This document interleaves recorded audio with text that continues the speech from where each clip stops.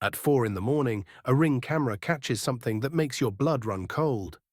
A figure in a paper plate mask stands at a doorstep, whispering words that'll haunt an entire neighborhood. This happened 2 weeks ago. March 11th, 2025. Somewhere in Pennsylvania, a regular Tuesday night turns into the kind of nightmare that spreads across the internet like wildfire.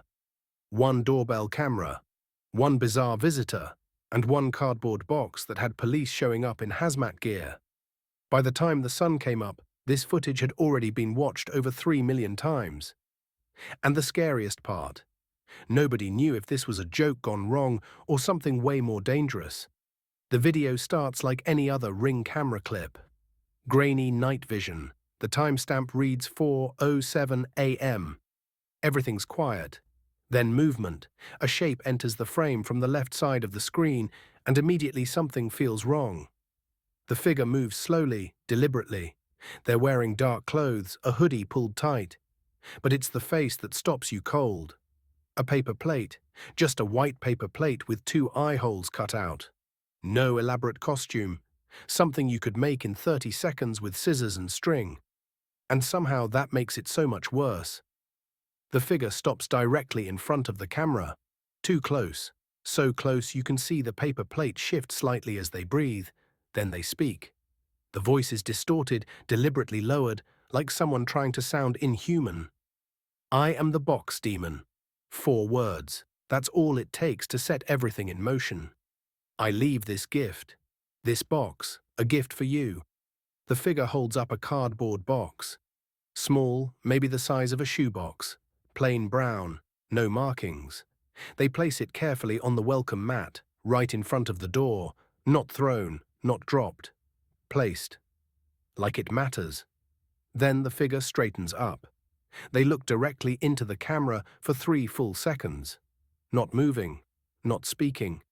Just staring through those paper plate holes. And then they turn and walk away, disappearing into the darkness. The whole interaction lasted 28 seconds. Inside the house, Sarah Mitchell was asleep. That's not her real name because she asked the media not to use it. She's a 34-year-old accountant who lives alone in a quiet suburban neighborhood outside Pittsburgh. The kind of place where people still leave their cars unlocked and kids ride bikes until dark. Safe, boring, normal. Her phone buzzed at 4:09 a.m., ring notification, motion detected at front door. She almost ignored it. Probably a raccoon or a stray cat. But something made her check. She watched the video once, then immediately watched it again. Her hands started shaking on the third viewing. Because this wasn't a prank where someone rings the doorbell and runs away. This was calculated. Weird, wrong, the box was still out there, sitting on her porch, waiting. Sarah's first thought was to call her neighbor, but it was 4 in the morning. Her second thought was to go outside and look at the box herself. That thought lasted about half a second before she realized how stupid that would be. Her third thought was the one that stuck. Anthrax. She'd seen the news stories, mail-based terrorism, powder in envelopes, packages that exploded. It sounds paranoid until you're the one staring at an unmarked box left by someone calling themselves a demon at 4 in the morning. Suddenly paranoia feels like common sense. She called 911 at 4:17 a.m. The dispatcher stayed calm. They asked standard questions. Did she see anyone? Was she safe inside? But when Sarah mentioned the box and the word demon, something shifted. The dispatcher put her on hold for 40 seconds. When she came back, she told Sarah to stay away from all windows and doors. Police were coming. Hazmat was being notified. The first patrol car arrived at 4:31 a.m. 2 officers. They watched the ring footage 3 times, standing in her living room. One of them, Officer Brennan, asked if Sarah had any enemies. Anyone who might want to scare her. She couldn't think of anyone. She'd lived here for 6 years. She got along with her neighbors. No drama, no threats, no reason for this. Officer Brennan went outside to look at the box while his partner stayed with Sarah. He didn't touch it. Just stood there with his flashlight, examining it from every angle. Through the window, Sarah watched him lean in close, then quickly step back. He said something into his radio that she couldn't hear. More cars arrived. At 4:52 a.m., a vehicle from the county hazmat unit pulled up. Two people in full protective gear got out. They sealed off the porch with plastic sheeting. They took readings with handheld devices. The whole neighborhood was awake now, lights turning on in windows up and down the street. At 5:31 a.m., one of the hazmat techs carefully opened the box. It was empty. Completely empty. Not even packing material. All that fear, all those resources, police, hazmat, the entire neighborhood on alert. For nothing. Except it wasn't nothing, because by then, Sarah had already posted the ring footage to her neighborhood Facebook group. She wanted to warn people. Within an hour, someone had downloaded the video and posted it to Twitter, then TikTok, then Reddit, then everywhere. By noon on March 11th, the box demon had been viewed over 8 million times. The comments came fast. Theories piled up. Some people thought it was viral marketing for a horror movie. Others swore it was real, but claimed the person was mentally ill. True crime communities started analyzing the video frame by frame. What kind of shoes was the figure wearing? Nike. The hoodie was black, possibly a Carhartt. The voice sounded male, probably between 20 and 40 years old. Then the copycats started. March 12th, a Ring camera in Ohio captured someone in a paper plate mask leaving a box.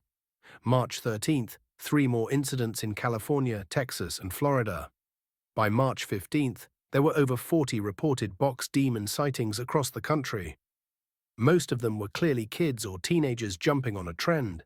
It became a challenge, a meme, something to do for views. But Sarah wasn't laughing because the original box demon hadn't been caught, and she still had no idea why she'd been chosen. The police investigated. Officer Brennan became personally invested.